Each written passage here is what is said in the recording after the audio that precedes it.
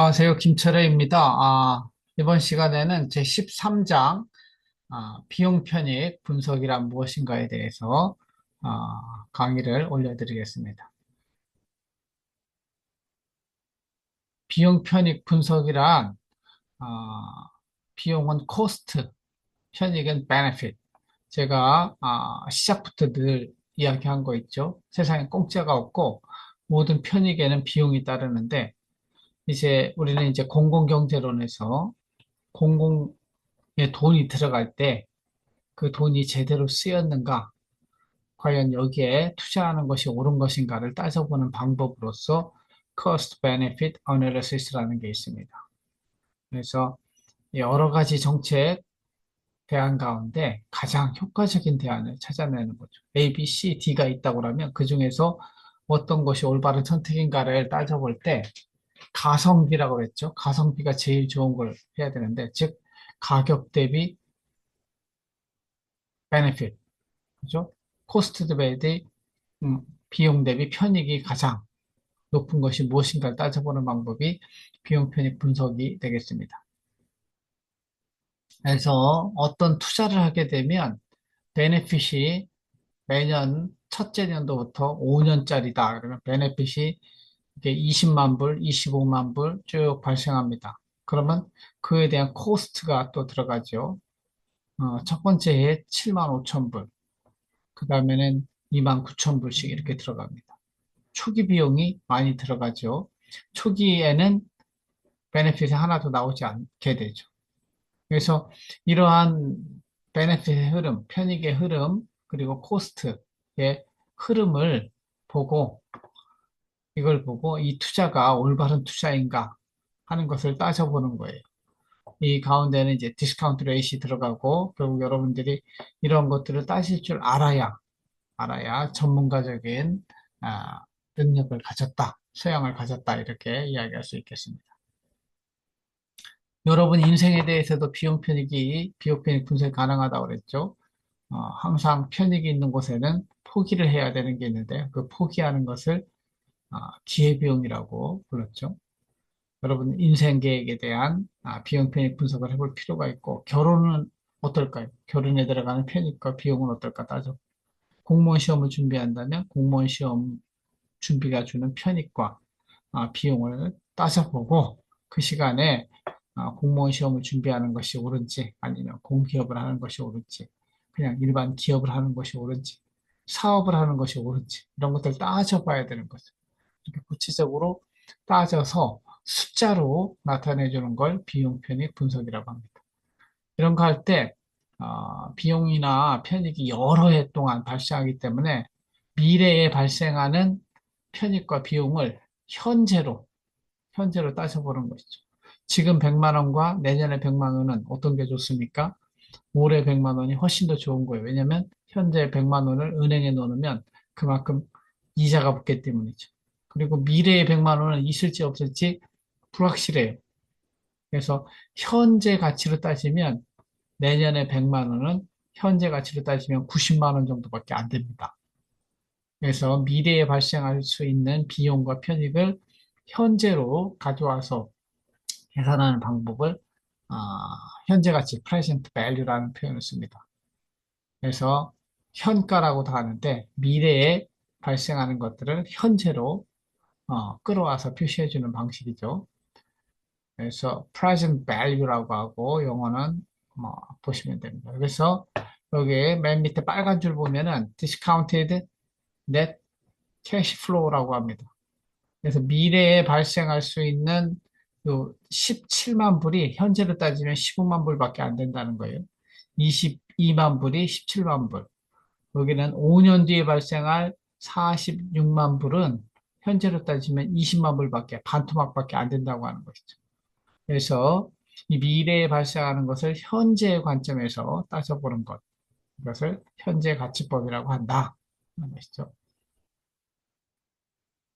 그래서 현재 가치를 따져보기 위해서는 미래에 있는 것을 현재로 가져올 때 할인한다고 그래요. 할인율은 이자율을 통해서 하게 되고, 이자율 또는 수익률 뭐 이런 개념을 쓰는데, 이렇게 미래 가치를 현재를 가져올 때는 할인액에 디스카운트했기 때문에 할인율 이렇게 부릅니다.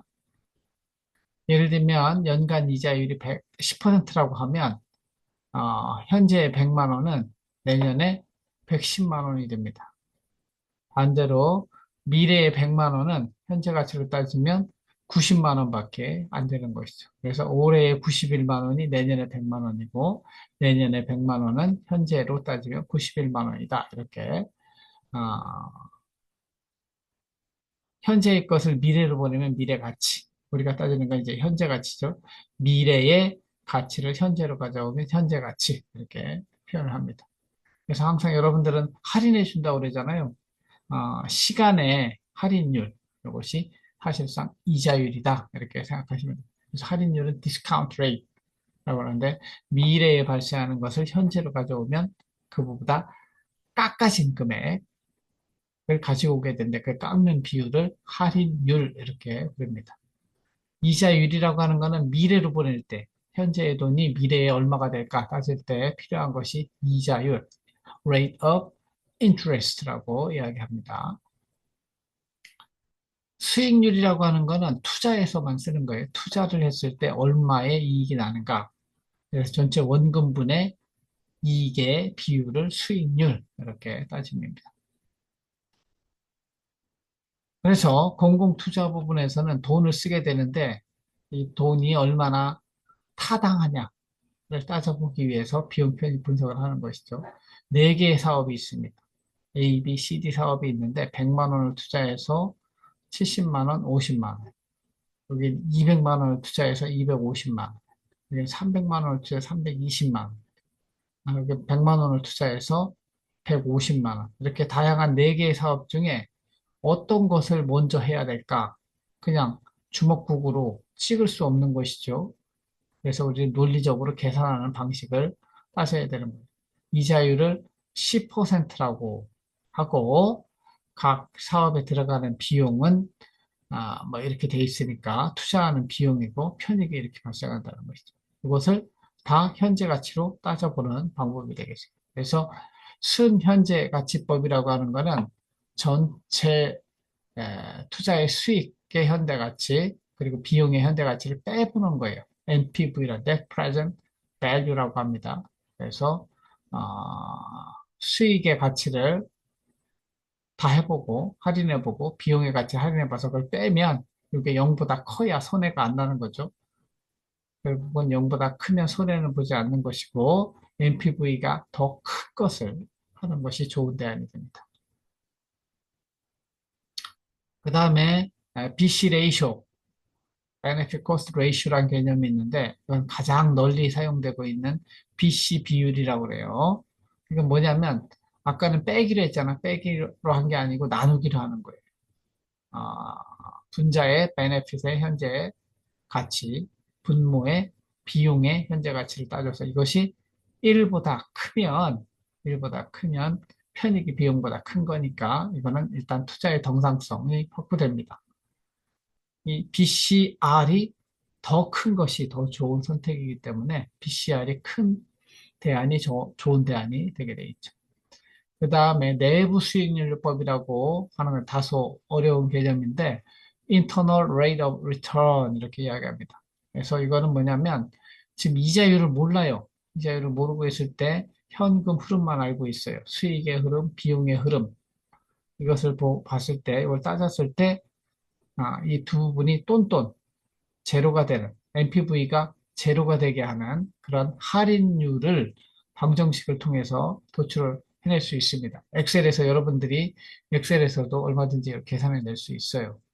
요즘은 AI가 있으니까 AI가 다 해줍니다. 그래서 여러분들은 개념만 알고 있으면 되는 것이죠.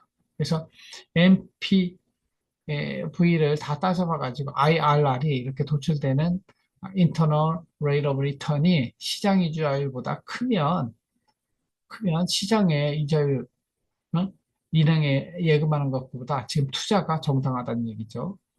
반면에 여러 대안 중에서 IRR이 크면 수익률이 더 좋으면 좋을수록 더 좋은 대안이 된다. 이런 아, 함의를 품고 있습니다.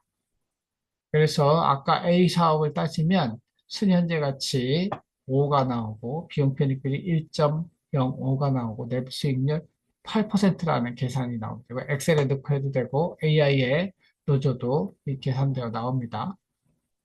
B라는 사업은 순현재 가치 7, 비용 편익비율 1.03, 내부 수익률 12%가 나옵니다. C 사업은 마이너스가 돼요. 순현재 가치 마이너스, 비용 편익비율 1보다 작고 내부 수익률 3%가 나옵니다. D 사업은 순현재 가치 13, 비용 편익비율 1.13, 내부 수익률 14 이렇게 나옵니다. 그래서 네 가지 사업을 다 두고 보는 거죠. 비교해 봤을 때 NPV에서는 제일 큰 거, D 사업이 제일 좋은 것이고, BCR도 1보다 크되 그중에 가장 큰 거 D 사업이 제일 좋습니다. IRR도 14. 그래서 결국은 ABCD 중에 돈이 있다면 제일 먼저 해야 될 거는 D 사업이다 하는 걸 알 수 있고, 그 다음에 한다면 BCR로 따지면 A 사업이 있지만 NPV로 따지면 B 사업이 있죠. 그러니까 기준에 따라서 달라질 수 있지만 BCR로 따지면 A 사업, NPV로 따지면 그 다음에 B 사업을 하게 되었습니다. IRR로 따지면 또 B 사업이 더 먼저인 것이죠.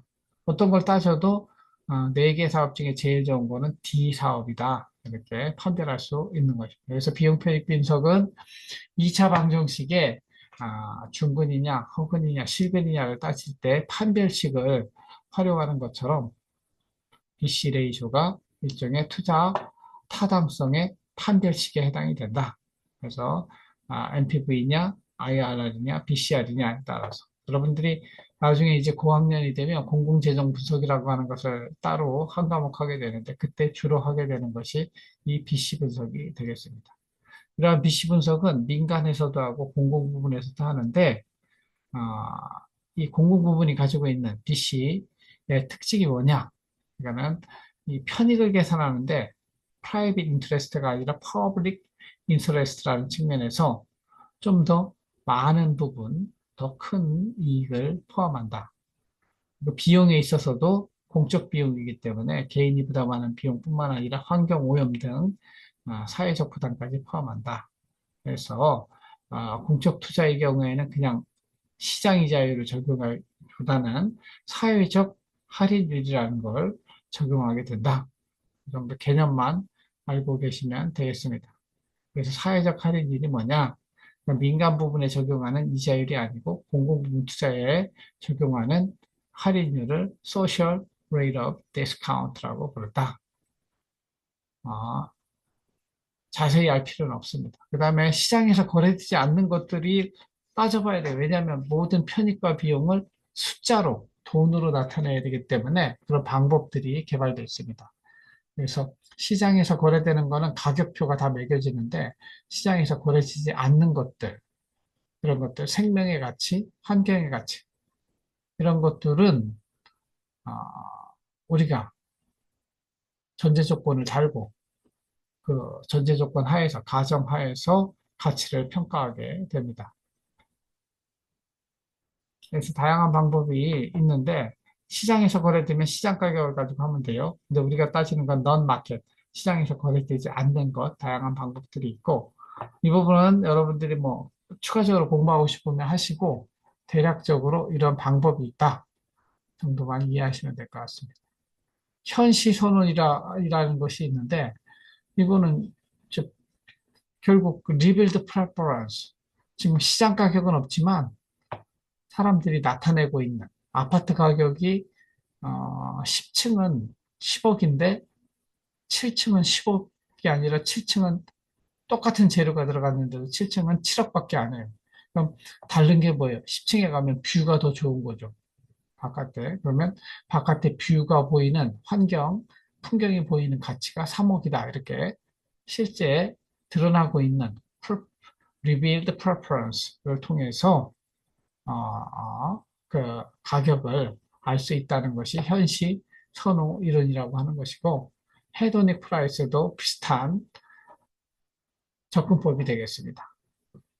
그 다음에 조건부 가치법이라고 하는 건 월링네스 투페이 놓이고 공공사업하는데 얼마 낼 의향이 있느냐 설문조사를 통해서 가치를 따져보는 것은 조건부 가치법이라고 해요. 우리나라는 그래서 BC 분석을 500억 또는 300억 이상의 큰 돈이 들어가는 거에 대해서는 한번 따져보고 해라. 그래서 예비 타당성 제도라는 걸 두고 있어요. 여기 세종시에 있는 KDIA 또는 지방 정부의 투자 사업에 대해서는 지방행정연구원이나 지방재정공제에서 이런 일들을 담당합니다. 그래서 미리 타당성을 조사한다고 해서 예비 타당성 조사라고 하고 있고, 총 사업비 500억, 국가지정 규모 300억이 들어가는 사업에 대해서는 이 BC 분석을 하게 돼 있다. 것이죠. 그래서 이런 것들을 함으로 인해서 투자의 합리성, 정당성이 확보가 되는 것이죠. 그러니까 참고해서 살펴보시면 되겠습니다. 그래서 제13장에 대해서는 여러분들 뭐 이것이 시험에 나오진 않겠지만 비용 편익 분석의 일관적인 내용을 개념을 살펴보았고 여러분들 뭐 이렇게 계산하는 방법이 시험에 나오진 않지만 이 개념 자체는 잘 이해하고 있을 필요가 있다. 그런 것들을 여러분들한테 마지막으로 말씀을 드립니다. 이상으로 제13장에 대한 동영상 강의를 마치도록 하겠습니다.